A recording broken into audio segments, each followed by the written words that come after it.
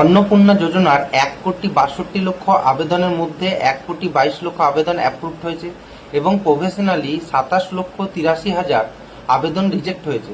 তো এই রিজেক্ট হওয়ার যে বেসিক কারণগুলো সেগুলো হলো আগের এসওপিতে যে কারণগুলো ছিল, অর্থাৎ যে সমস্ত বেনিফিশিয়ারির বয়স 25 থেকে 60 বছরের মধ্যে নয় তাদের অ্যাপ্লিকেশনটা রিজেক্ট হয়ে গেছে।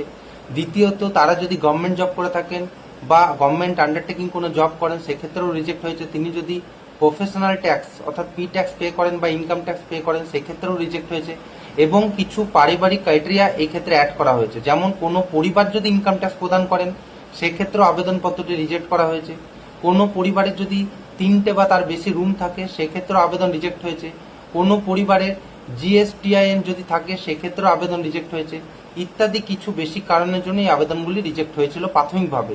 কিন্তু আপনাদের ভয় পাওয়ার কোনো কারণ নেই। পুনরায় এই যাদের ফর্মগুলো রিজেক্ট হয়েছে তাদের জন্য যারা ইনকোয়ারি অফিসার আছেন তারা ফিল্ডে আপনাদের বাড়িতে বাড়িতে যাবেন এবং গিয়ে দেখবেন যে আপনারা এই ক্রাইটেরিয়াগুলোর মধ্যে পড়ছেন কিনা। যদি না পড়ে তাহলে পুনরায় রিভেরিফিকেশনের পরে যদি আপনারা যোগ্য হন তাহলে এই প্রকল্পের যে বেনিফিট সেটা অতি অবশ্যই আপনারা পাবেন।